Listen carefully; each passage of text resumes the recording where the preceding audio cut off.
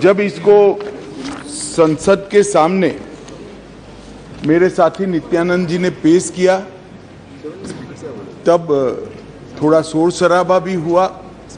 कुछ मान्यवर सदस्यों ने मुद्दे उठाए थे कि ये विधेयक जो लेकर आए हैं वो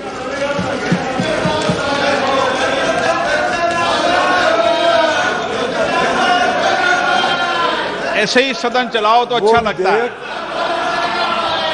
लाने का अधिकार नहीं है। संविधान के तहत संसद की कॉम्पिटेंसी पर भी सवाल उठाए गए हैं और दूसरा ये मुद्दा उठाया गया कि ये विधेयक जो लेकर मैं इस सदन के सामने उपस्थित हुआ हूं वो विधेयक सुप्रीम कोर्ट के जजमेंट के भावनाओं के विरुद्ध है। मान्यवर, सबसे पहले मैं यह दोनों चीजों का बहुत डिटेल जवाब देना चाहता हूं क्योंकि उस वक्त जब मैं खड़ा हुआ विपक्ष का मूड सुनने का नहीं था, आज कुछ अच्छा भी मूड दिखता है। तो मान्यवर, जब तक कॉम्पिटेंसी का सवाल है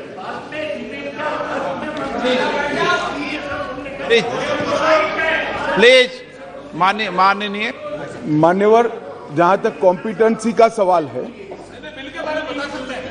संघ राज्य क्षेत्र का प्रशासन संविधान के भाग 8 में उल्लिखित प्रावधानों के तहत आता है।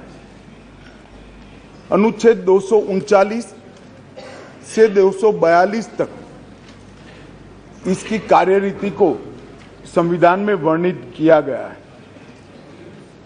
और अनुच्छेद 239 के ए में विशेष प्रावधान किए गए हैं जिसके तहत दिल्ली विधानसभा सहित एक संघ शासित प्रदेश है।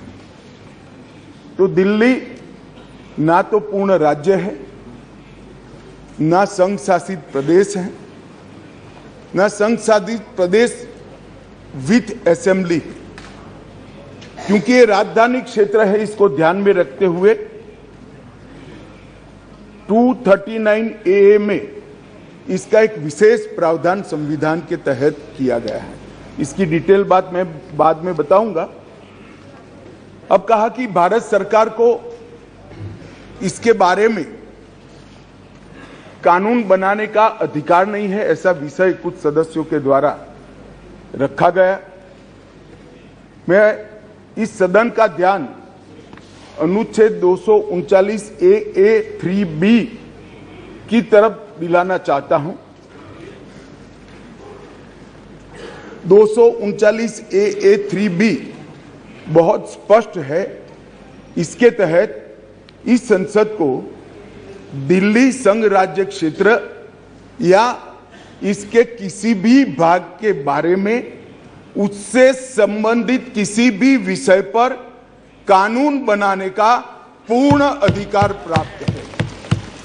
इसलिए कुछ सदस्यों ने जिस बात को इंट्रोडक्शन के वक्त यहां उठाने का प्रयास किया था, मेरा दायित्व तो बनता है, उस वक्त माहौल ठीक नहीं था, तो आज इसका मैं ढंग से जवाब दूं।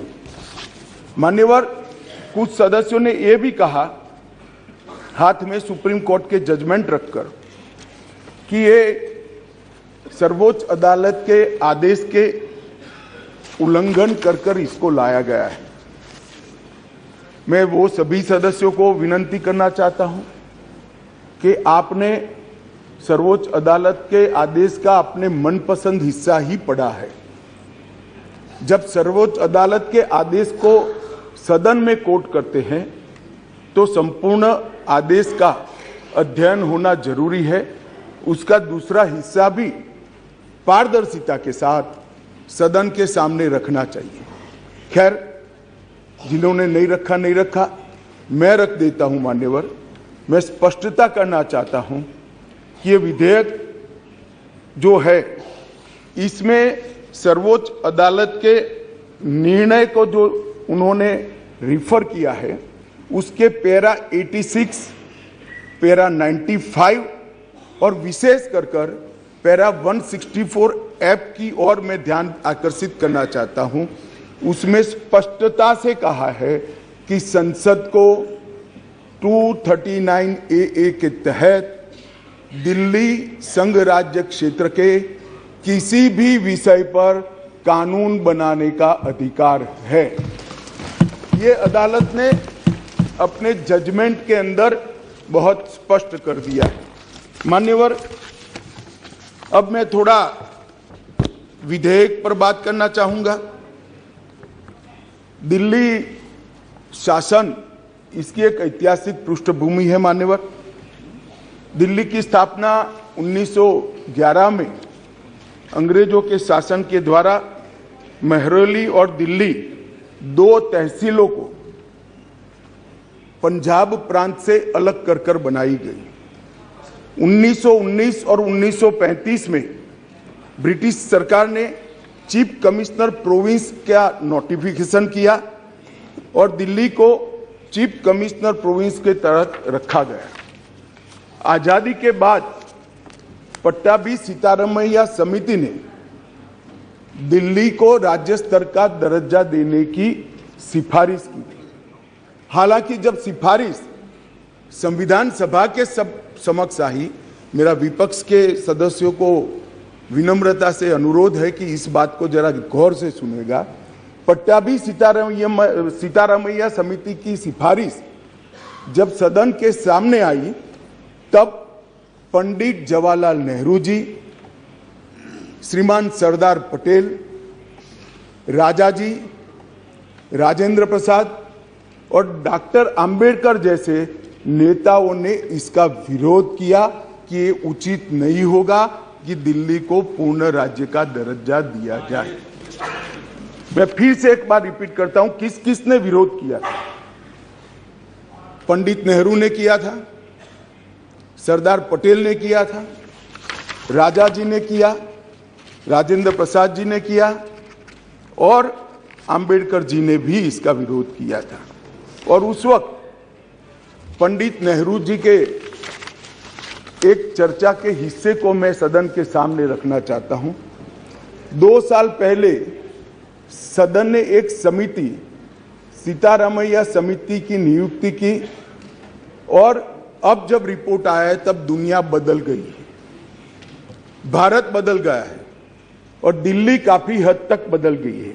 इसलिए दिल्ली में हुए इन परिवर्तनों की परवाह किए बगैर उस समिति की सिफारिशों को स्वीकार नहीं कर सकते और स्वीकार करना वास्तविकता से पूरी तरह मुंह मोड़ लेना होगा। एक समय तो नेहरू जी ने संविधान सभा के सदस्यों को यहां तक कहा कि चूंकि नई दिल्ली में 3/4 संपत्ति केंद्र सरकार की है, इसलिए तर्कसंगत यही होगा कि इसको केंद्र के अधीन रखा जाए। बाद में जब अंबेडकर जी ने समापन किया, तब उन्होंने कहा, जहां तक दिल्ली का सवाल है, हमें ऐसा लगता है कि भारत की राजधानी के रूप में शायद ही किसी स्थानीय प्रशासन को मुक्त अधिकार यहां दिए जा सकते हैं। संयुक्त राज्य अमेरिका और ऑस्ट्रेलिया में जो राजधानी के क्षेत्र है, इसकी मिसाल भी उन्होंने वहां दी और उन्होंने कहा कि इसके लिए एक अलग व्यवस्था करनी चाहिए और संविधान सभा में इस पर जोड़ना चाहिए। खैर, मैं इसलिए कहता हूं कि आप जिस चीज का विरोध कर रहे हैं, ये सिफारिश किसकी थी ये आपको मालूम होना चाहिए। ये पंडित नेहरू की सिफारिश थी। मान्यवर, मैं उसके बाद में 1991 में सी स्टेट एक्ट के द्वारा दिल्ली को विधानसभा दी गई, परंतु 56 में राज्य पुनर्गठन आयोग की सिफारिशों पर दिल्ली की विधानसभा हटाकर उसको संघ राज्य घोषित किया गया। लगभग 3 दशक तक ये व्यवस्था चलती रही। 87 में सरकारिया कमेटी बनी, जो बाद में बालाकृष्णन कमेटी के रूप में जानी गई और 91 में 69वां संविधान संशोधन किया गया और इसके बाद दिल्ली राजधानी राज्य क्षेत्र शासन अधिनियम 1991, जिसमें मैं आज संशोधन लेकर आया हूं, इसको इस महान सदन ने पारित किया गया। और वही विधेयक के अंदर, संविधान संशोधन के अंदर 239A, जिसका मैंने जिक्र किया, उसमें इस संसद को राजधानी क्षेत्र के किसी भी हिस्से के लिए और किसी भी कार्य के लिए कानून बनाने के लिए संपूर्ण अधिकार संसद को देने का काम किया गया। मान्यवर, समस्या कहां से समाप्त शुरू हुई? 1993 से व्यवस्था चली आ रही थी। कभी भारतीय जनता पार्टी सत्ता में आई, कभी कांग्रेस पार्टी ने शासन किया, कभी ऊपर कांग्रेस का शासन था तब हमारी सरकार थी, तो कभी ऊपर कांग्रेस की सरकार थी तब नीचे हमारा शासन था, मगर कोई झगड़ा नहीं हुआ था, सब कुछ ठीक चल रहा था, क्योंकि किसी की मनसा अधिकार हथियाने की नहीं थी, सेवा करने की। कांग्रेस पार्टी ने भी भाजपा के साथ झगड़ा नहीं किया, भाजपा ने भी कांग्रेस सरकार के साथ झगड़ा नहीं किया, और बहुत अच्छे से चल रहा था, कोई डिस्प्यूट नहीं, कोई झगड़ा नहीं। 1915 में स्थिति बदली और यहां 2015 में यहां स्थिति बदली और यहां एक ऐसे दल की सरकार आई जिसका मकसद, मुझे कोई झिझक नहीं है कहने में, जिसका मकसद सेवा करना है ही नहीं, झगड़ा करना। माननीय अध्यक्ष जी अनेक पार्टियों के मुख्यमंत्री रहे, अनेक पार्टियों की मिलीजुली सरकार रही, शुद्ध रूप से सरकार रही, मगर राष्ट्र सेवा करने में और जन सेवा करने में किसी भी पार्टी को कोई दिक्कत नहीं आई। मैं बाद में बात करूंगा क्या दिक्कत है, वो उसकी भी डिटेल बात करूंगा, प्रॉब्लम क्या है। प्रॉब्लम ट्रांसफर पोस्टिंग के अधिकार का नहीं है, विजिलेंस को कंट्रोल में लेकर बंगला जो बना दिया है, इसका सत्य छुपाना है। जो भ्रष्टाचार हो रहा है, इसका सत्य छुपाना है। मान्यवर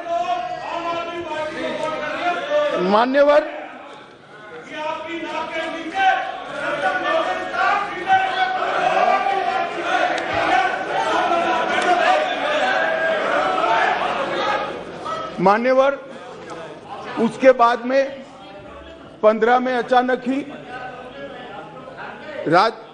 दिल्ली राज्य सरकार ने एक विषय सर्कुलर निकाला, जिसमें उन्होंने ट्रांसफर पोस्टिंग के अधिकार अपने हाथ में लिए।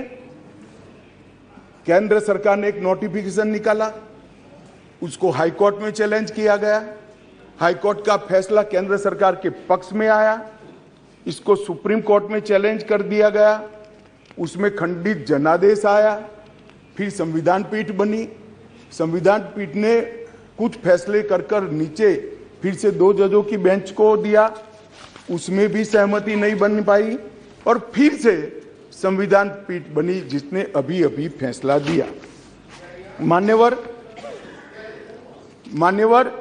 वो जो इंटरप्रिटेशन है, वो इंटरप्रिटेशन उन्होंने कानूनी और मॉरल दृष्टि से नहीं किया। उन्होंने इंटरप्रिटेशन कानून की स्थितियों का करते हुए ये कहा है कि फिर भी दिल्ली देश की संसद को और भारत सरकार को दिल्ली संघ राज्य क्षेत्र के लिए हर प्रकार का कानून बनाने का अधिकार है।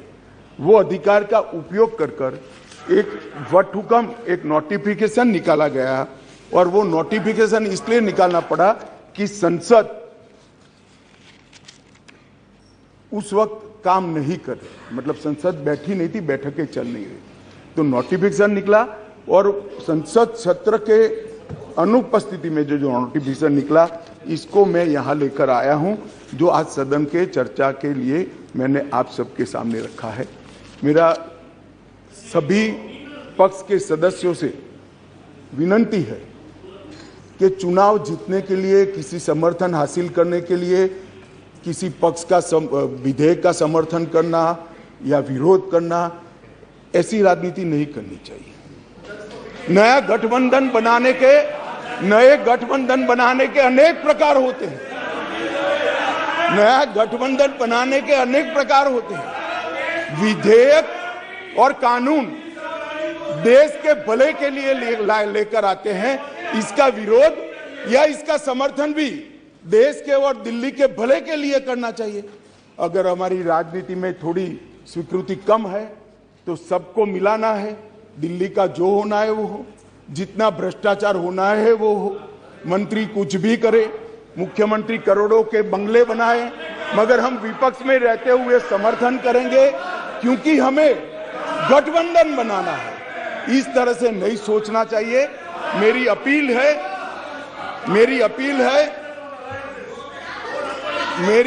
है विपक्ष के सदस्यों को कि आप दिल्ली की सोचिए, अलायंस की मत सोचिए। अलायंस से फायदा नहीं होने वाला है। अलायंस होने के बाद भी पूर्ण बहुमत से नरेंद्र मोदी प्रधानमंत्री बनने वाले हैं। इसलिए ये अलायंस के कारण जनता के हितों की बलि मत चढ़ाइए। जनता सब देख रही है। अलायंस कर आप अगर ऐसा सोचते हो कि जनता का विश्वास हासिल कर दिया जाएगा। जनता का विश्वास आपको मिला था, मगर जिस तरह से 10 साल यूपीए ने शासन चलाया, 12 लाख करोड़ के घपले घोटाले करे, इसलिए आज वहां बैठे। और मैं फिर से कहना चाहता हूं, दिल्ली सरकार के घपले घोटाले भ्रष्टाचार को प्रच्छिन्न रूप से अलायंस की गरज के कारण मदद कर रहे हो। पूरा देश देख रहा है और पूरा देश चुनाव में इसका हिसाब किताब करेगा। मान्यवर, मैंने ये सदन के सामने रखा है बिल को। मेरा सभी से निवेदन है कि अलायंस के मद्देनजर इस पर अपना अभिप्राय न करें। देश के और राजधानी क्षेत्र के भले के लिए न्यूट्रलिटी से बात करें। और वैसे भी मैं बता देता हूं, विशेषकर कांग्रेस पार्टी वालों को, कि ये बिल पारित होने के बाद वो अलायंस में आपके साथ आने वाले नहीं है। तो जो सच है वो करिए। इतना अपील करके मेरी बात को समाप्त करिए।